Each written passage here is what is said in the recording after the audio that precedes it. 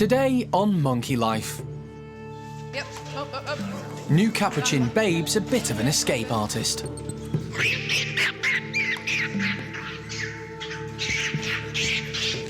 Something's wrong with Britain's best-known chimp. Our biggest worry was that we've got something sinister happening. And what happens when lunch bites back.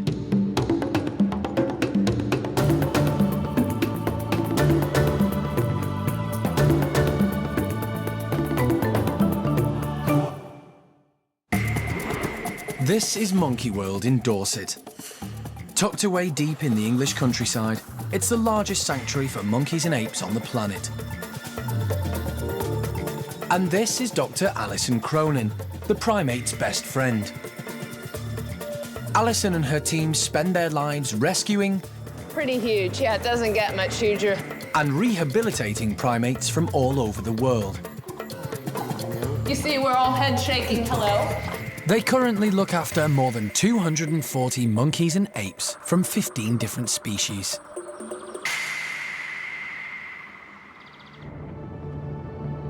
Alison and animal director Jeremy are on their way to Reyes Airport in northern Spain with Babe and Amy, two capuchin monkeys needing a new home.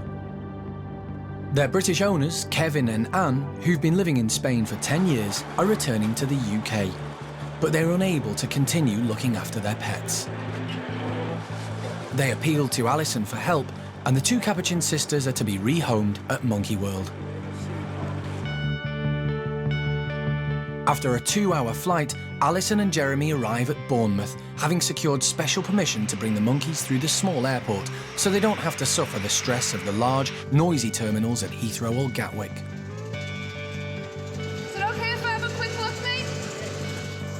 Alison is anxious to make sure Babe and Amy survive the flight. Have a quick look, make sure we're all okay. He looks okay. Yeah, I just saw movement. Yeah, everybody's brilliant. Really good. Right, let's get him unloaded.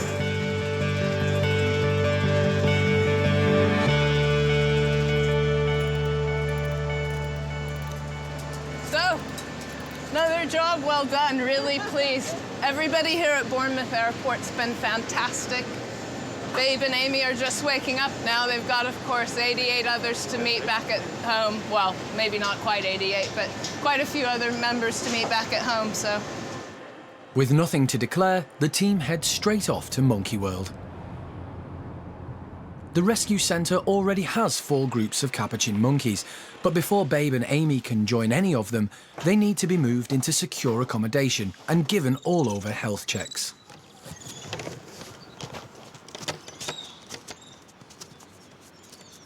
The primate care staff have prepared the capuchin's bedroom and are on hand to help. Make sure Jeremy's happy with whatever the plan is. It's loose now. Yeah. Because I don't know, they're a bit dopey. I don't know that they'll just come running out. They might. You've got the door. Just mind out if he shoots back behind you, but you're good. Yep. Oh. Got him on. Oh, yeah, we're good. Not that dopey.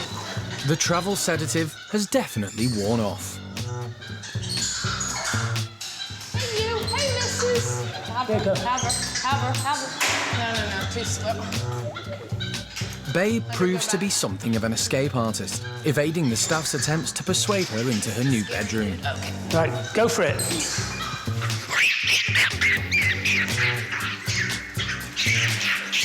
She's even too quick for Alison. Come on, sweetie. You're a good girl. You're a good girl. You're a good girl. Eventually, it's Jeremy who triumphs. He's got her. Cock up on the Keeling front. Yeah. With Babe secure, it's Amy's turn. Here. All we'll do is here, you lock me in, and then I'll go in the bedroom that she isn't in, and then you let me out. Plan B. Yeah, just sneak that in. You good? Good girl. You're a good girl. Plan B works, and Amy is safely locked in the bedroom. But so is Jeremy. He opts to climb through the hatch into the next-door enclosure, but he's a little larger than a capuchin. No, hang on, I want my clothes. I want my wardrobe. I'll have to shoot. Right, now shut it. Serves me right. Well done. Well done, missus. You're not here to think. Okay, so you can let them back together and we can get the other box as and when. Okay. Cool. We'll keep Babe and Amy in sort of 3 bedrooms across from the other capuchins for the next couple of days, and then I'll be wanting Mike Nathan to do a health check on both of them. Then it'll be down to Cara and Hannah and the team here in the house to decide which group we consider letting them meet with. We'll have to take Babe and Amy's lead now.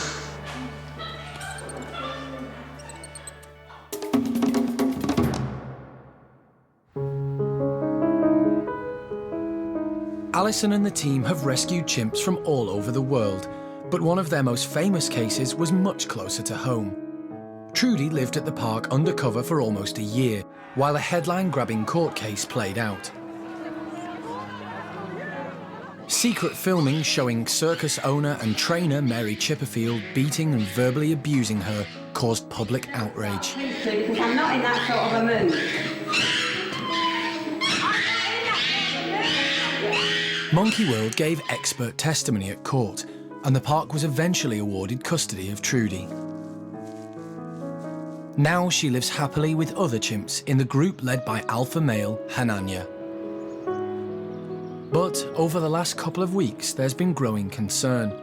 Trudy has been walking stiffly and looking uncomfortable. Hello, mister. Good boy. Where's Trudels?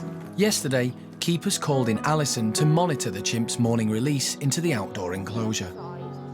What became clear is that there was some sort of situation occurring in her lower back cum pelvic region. And it meant that when she moved, her movements forward and backwards with her trunk were very stiff and awkward, and you could almost see her sort of wincing as she did it.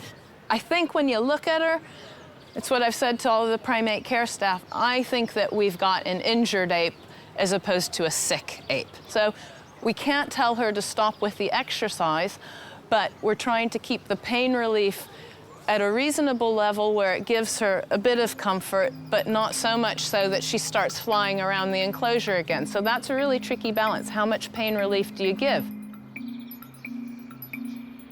But Trudy can't be sent for physio.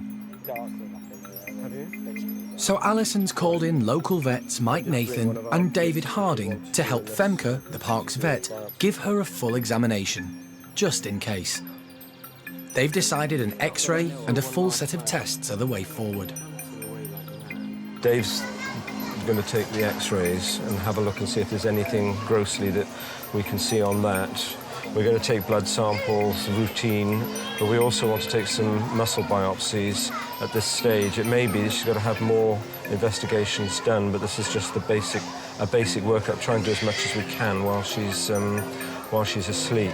And also just get some general pictures of her overall inside, her chest and her abdomen, because she's always been quite a small chimp, just to see if there's anything else going on at all. But Alison is worried that Trudy's problems could have an underlying cause. Now, we know that from the age of, say, 2 years old, Trudy was beaten quite brutally by Mary Chipperfield. Now, you know, maybe once upon a time as a youngster, she dislocated a hip, which has left the ball and joint socket on her hip sort of open and loose, and maybe she's now having an arthritic problem because of her previous treatment. It could be related to her past history. We're always aware of that, but only time will tell, and we'll be looking to the vets to give us hopefully give us a more solid, concrete answer to these questions. It would be heartbreaking if, having got over all her early trauma, something was now to go wrong.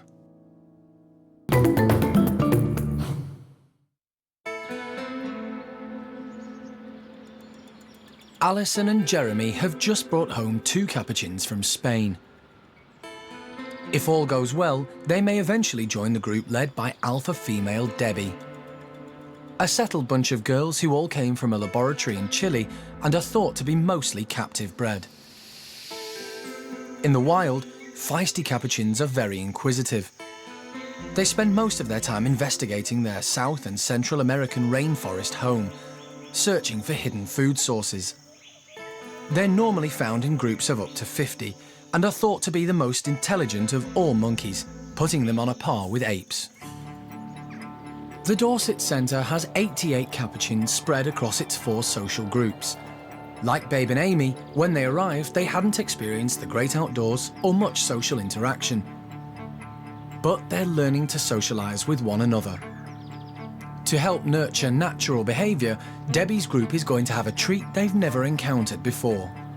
In the wild, people have had lots of observations of troops of capuchins obtaining different types of shellfish from rivers within the forest. And capuchins are well known for their ability to crack open and tool use and stuff. So this morning we're just putting some American crayfish into their pond as part of their enrichment. So this should really make the most of the capuchins' intelligence and ability and hopefully give them something new and exciting to do today.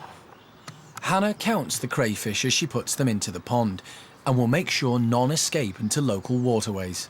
Worst case scenario for this project is that the capuchins won't even notice that we've put these guys in, so there'll be no interaction or trying to obtain them at all. The best case is they'll all be trying to grab them and spend the rest of the day cracking them open and having a really nice feed off them.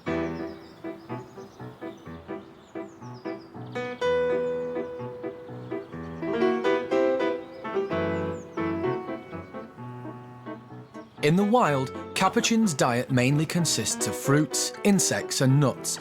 But if they're really lucky, they might find a crab or other crustaceans on the side of a riverbank.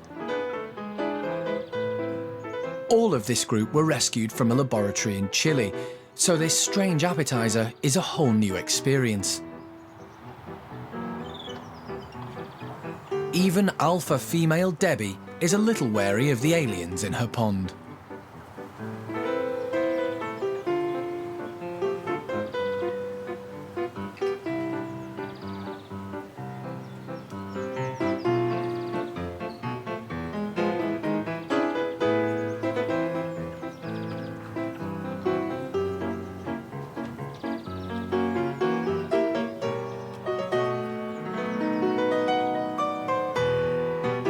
It seems that today's catch is escaping them.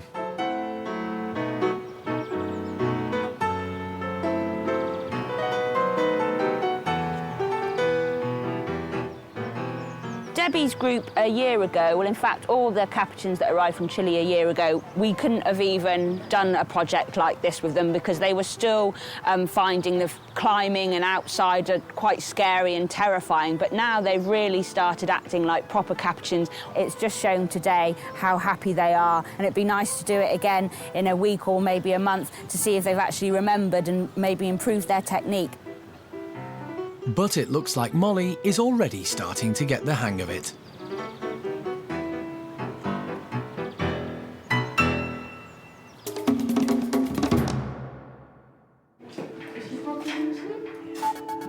The vets are still waiting for chimp Trudy to fall asleep after being anaesthetised.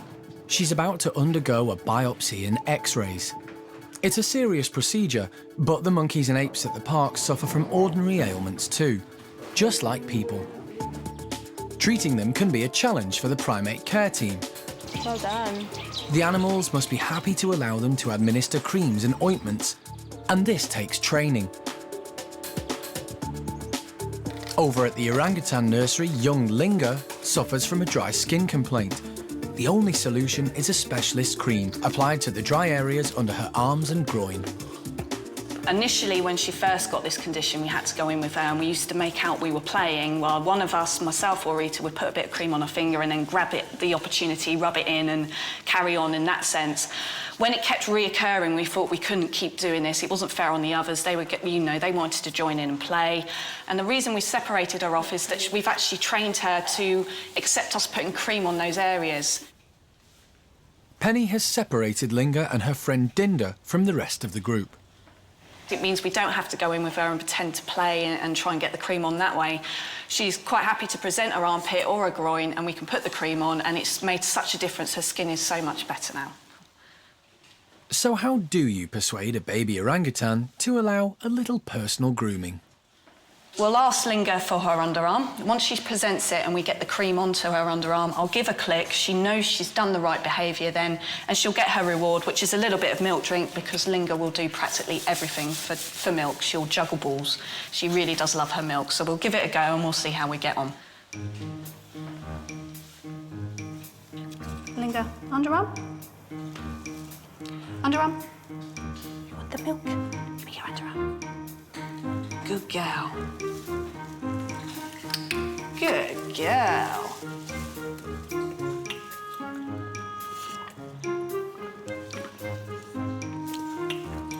There we go. Give me that underarm. Good girl. That's the one. Good girl. Yeah, you are, aren't you? Underarm. Good girl. She's a little bit anxious, but it's not affecting her at the moment. We've got it so well trained now that she's still quite willing to do anything for this little bit of milk, so it's brilliant. Underarm. Good girl. Give me that groin. Good girl. She's a good girl. Good girl, Dinda.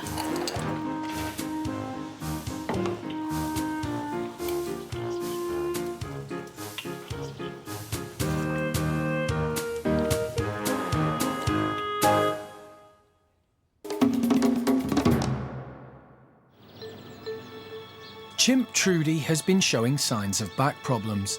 The vets have been called in to give her a thorough examination.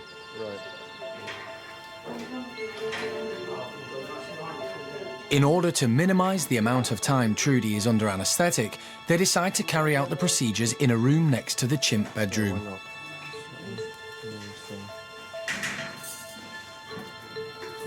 First, the team must intubate Trudy before Femke takes a number of blood samples. Right. Okay.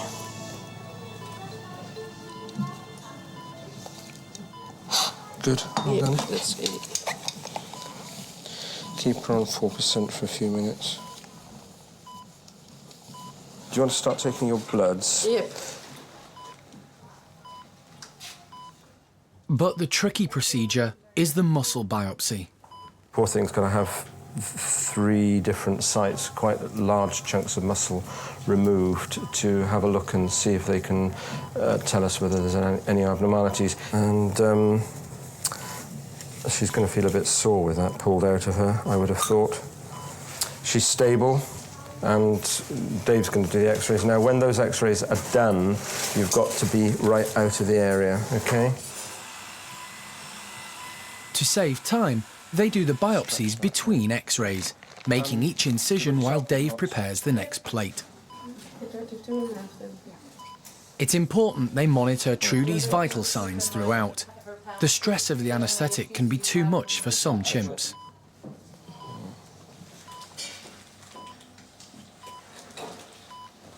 OK.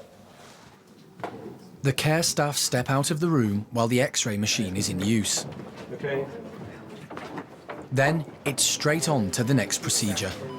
Can you just pull her leg so that they're getting to the back? That's it. Mike carefully takes a small muscle sample from Trudy's thigh before stitching the incision. Right, that's a muscle sheath there. Skin muscles so thick. Right, Femke, there you go. Yeah. All right. Thanks. Excuse me. The team watch anxiously as he prepares for the next cut. So Trudy is a much-loved chimp, and she's been out for over an hour already. Right, OK, here's our muscle. So when you get the results back from these muscle biopsies, Mike, what kinds of things would be possible? Our biggest worry with an animal like this, of this age, Dave and I were chatting last night, that's doing these sorts of things, is that we've got something sinister happening. It's not what Alison wants to hear. Seamus is half her age and far bigger and more robust, albeit he's a male chimp, of course, but nonetheless, he's significantly bigger in just about every way, and she's double his age. So there's something not quite right here, and hopefully everybody's efforts will be able to shed a bit of light onto that. Procedure over, Jeremy and Femke carry Trudy to a bedroom to recover with the help of oxygen.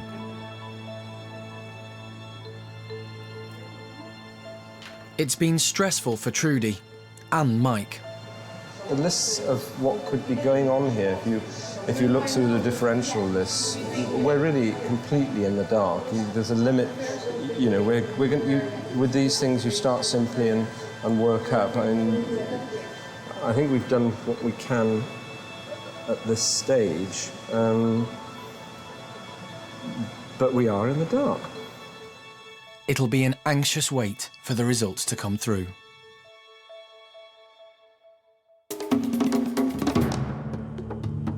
Next time on Monkey Life, Alison goes to the rescue of Samantha the squirrel monkey. We're gonna need to sort her out before she gets anywhere near any of our primates. And young chimp Ben comes face to face with alpha male Hananya.